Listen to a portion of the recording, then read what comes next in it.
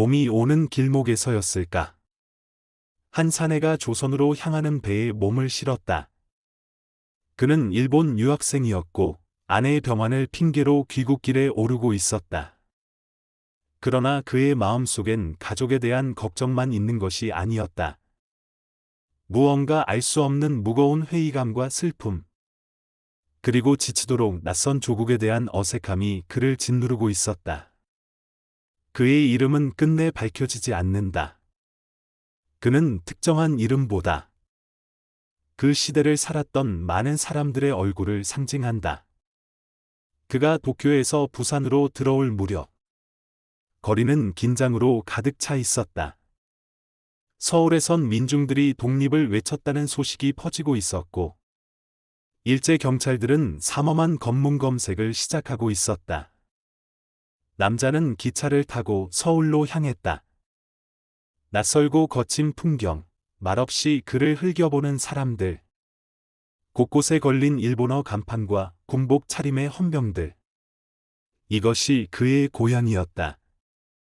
그러나 고향은 더 이상 기억 속 고향이 아니었다.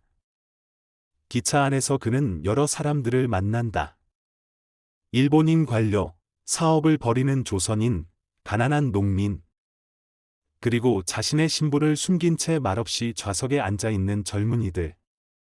모두는 다르게 보였지만 그들의 얼굴에는 한 가지 공통된 표정이 있었다. 말할 수 없는 것. 일제의 압박은 단지 군홧발과 총검만이 아니었다.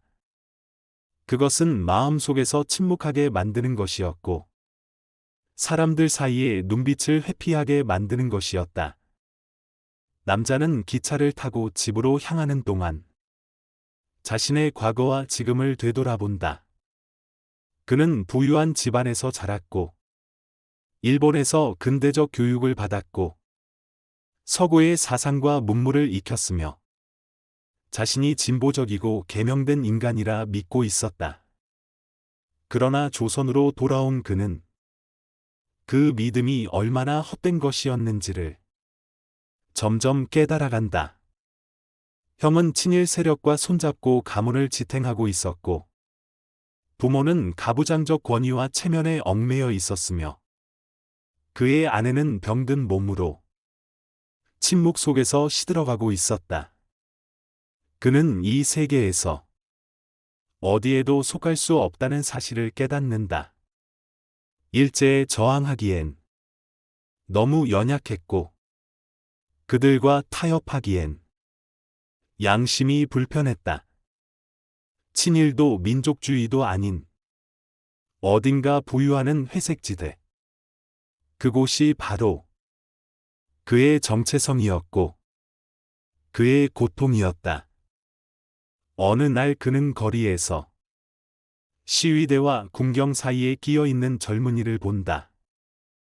그 젊은이는 숨을 고르며 포위망을 뚫으려다 갑작스레 들이닥친 경찰에게 붙잡힌다.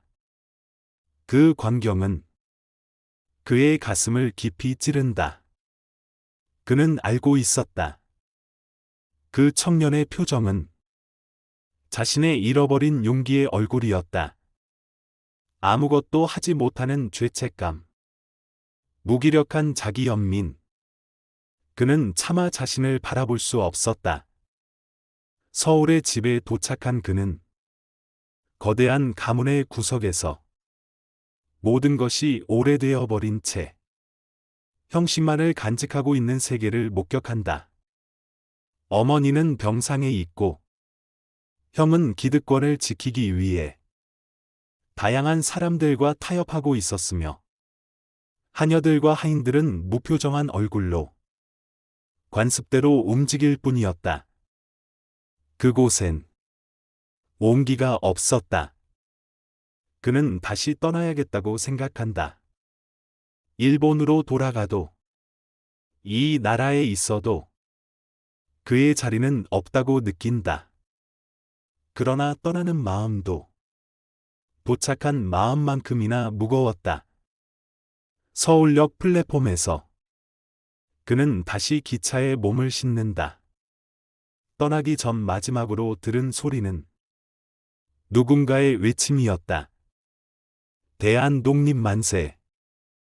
그 말은 낯설지도 익숙하지도 않은 애매한 울림으로 그의 귓가에 머물렀다.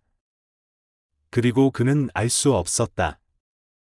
그 외침이 자신을 향한 호소였는지, 그의 침묵을 부끄러워하라는 외침이었는지. 기차는 천천히 떠났고 그의 얼굴은 창밖을 바라본 채 아무 말도 하지 않았다. 만세전은 이렇게 끝난다. 소리 없이 침몰하는 시대.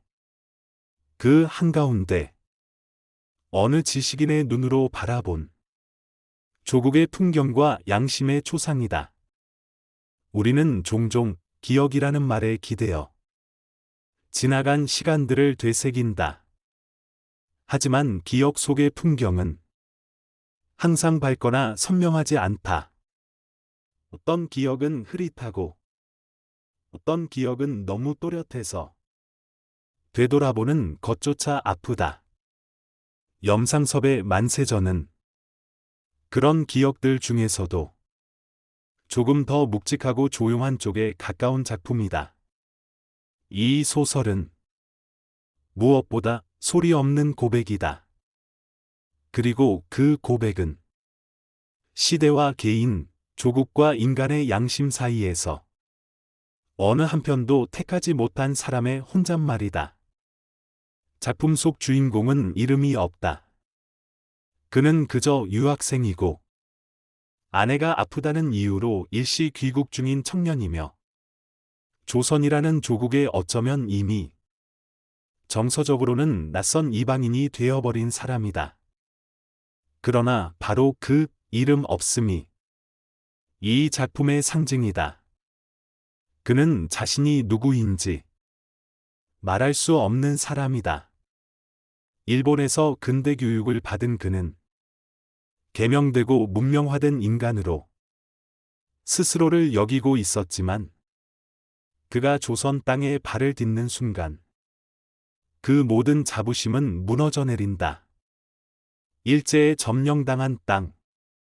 삶은 피폐하고 사람들의 표정은 닫혀 있고 조국은 있지만 주권은 없었다. 그는 자신이 무언가 깨달았다고 믿었지만 조선에 돌아온 그는 아무것도 할 수 없는 사람으로 그 자리에 서 있을 뿐이었다. 이 작품이 특별한 점은 거대한 영웅을 내세우지 않는다는 것이다. 이야기의 주인공은 시위를 벌이지도 않고 독립을 외치지도 않으며 자신의 이름을 역사에 새기지도 않는다. 그는 그저 본다. 조국의 모습, 사람들의 두려움, 시민들의 침묵과 가난, 그리고 무표정한 군경들의 탄압. 그리고 그 광경을 보며 자신이 어떤 위치에 있는지를 돌아본다. 그가 할 수 있는 일은 거의 없다. 그러나 그 거의 없음이 오히려 그를 더 고통스럽게 만든다. 그는 용기 있는 행동을 하지 않지만 그렇다고 기득권의 편에도 서지 않는다. 민족주의자도 아니고 친일파도 아닌 그 어중간한 공간. 그곳이 바로 그가 머무는 공간이다. 그리고 염상섭은 그 공간에서조차 고통스러워하는 사람을 그려낸다. 무언가를 하지 않는 것의 고통, 양심과 현실 사이에서 끝내 말하지 못하는 괴로움, 자신을 용서할 수 없는 내면의 분열. 이것이 만세전이 가진 비극의 본질이다.